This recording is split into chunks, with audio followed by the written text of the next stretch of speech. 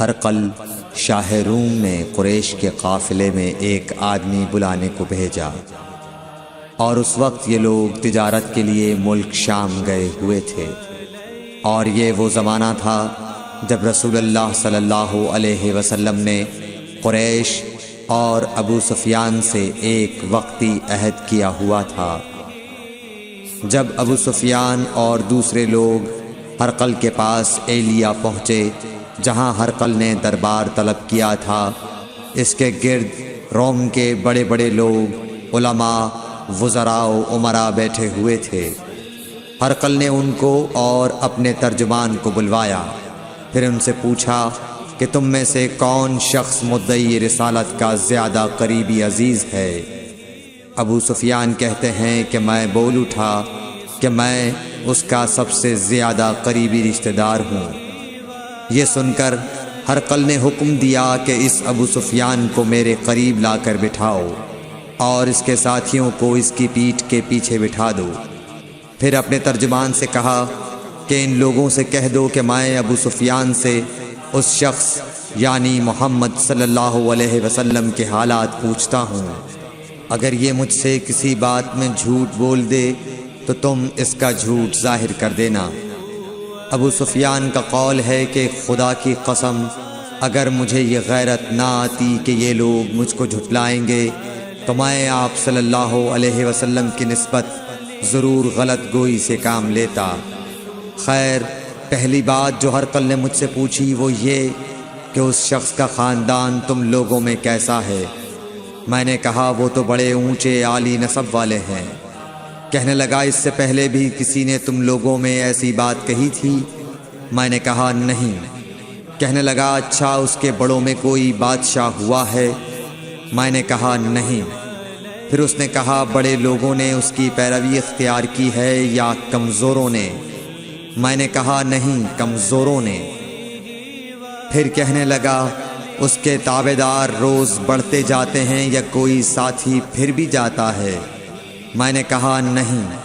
کہنے لگا کیا اپنے اس دعوی نبوت سے پہلے کبھی کسی بھی موقع پر اس نے جھوٹ بولا ہے؟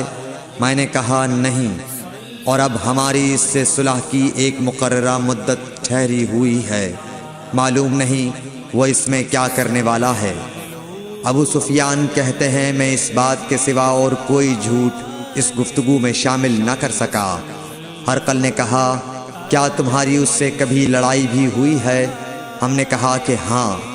بولا پھر تمہاری اور اس کی جنگ کا کیا حال ہوتا ہے؟ میں نے کہا لڑائی ڈول کی طرح ہے، کبھی وہ ہم سے میدان جنگ جیت لیتے ہیں اور کبھی ہم ان سے جیت لیتے ہیں۔ ہرقل نے پوچھا وہ تمہیں کس بات کا حکم دیتا ہے؟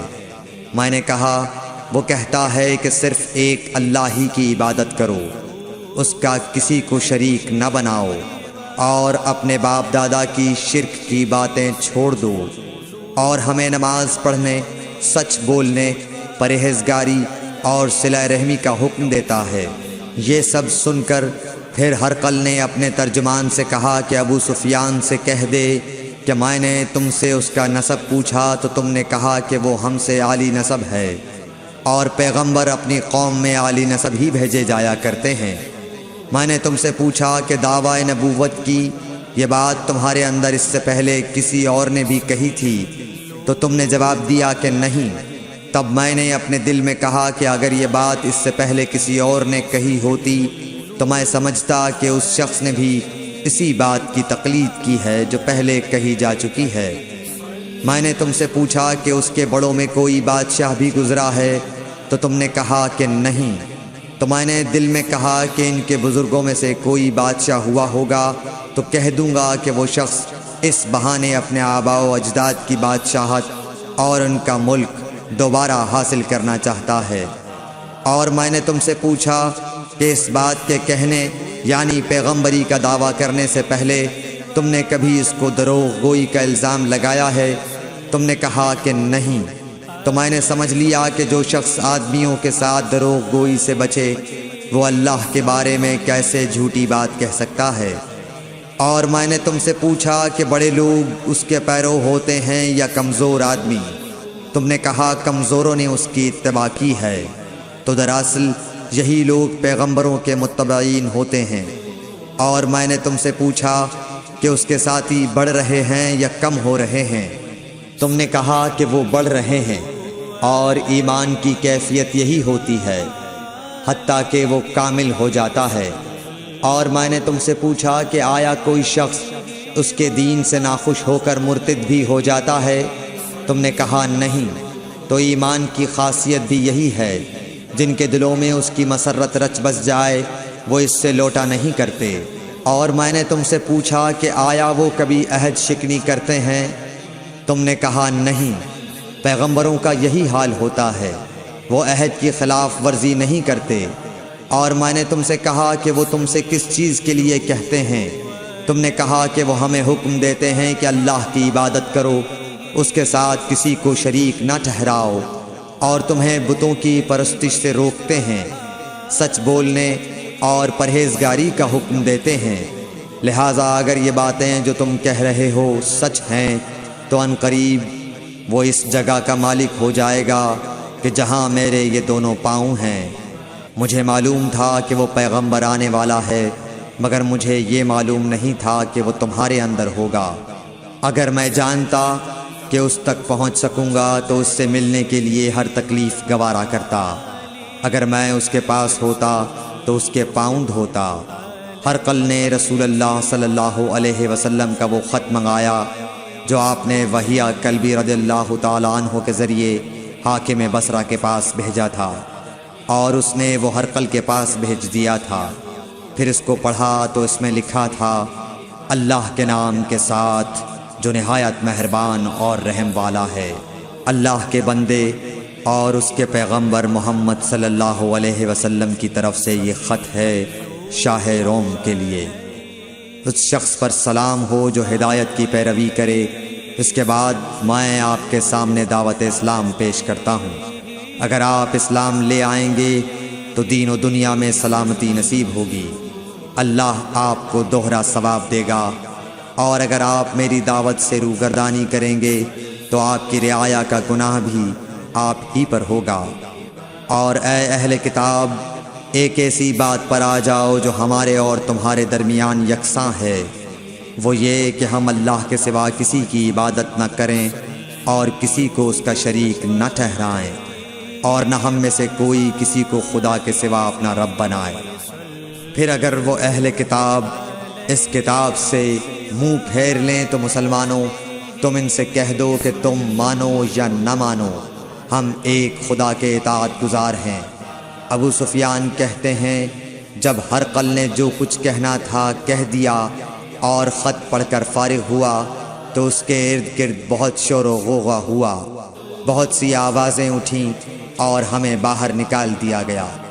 تب میں نے اپنے ساتھیوں سے کہا کہ ابو کبشہ کے بیٹے حضرت صلی اللہ علیہ وسلم کا معاملہ تو بہت بڑھ گیا، دیکھو تو اس سے بنی اصفر روم کا بادشاہ بھی ڈرتا ہے۔ مجھے اس وقت سے اس بات کا یقین ہو گیا کہ حضور صلی اللہ علیہ وسلم ان قریب غالب ہو کر رہیں گے، حتیٰ کہ اللہ نے مجھے مسلمان کر دیا۔ راوی کا بیان ہے کہ ابن ناطور ایلیا کا حاکم ہرقل کا مصاحب اور شام کے نصارہ کا لاٹ پادری بیان کرتا تھا کہ ہرقل جب ایلیا آیا ایک دن صبح کو پریشان اٹھا تو اس کے درباریوں نے دریافت کیا کہ آج ہم آپ کی حالت بدلی ہوئی پاتے ہیں، کیا وجہ ہے؟ ابن ناطور کا بیان ہے کہ ہرقل نجومی تھا، علم نجوم میں وہ پوری مہارت رکھتا تھا۔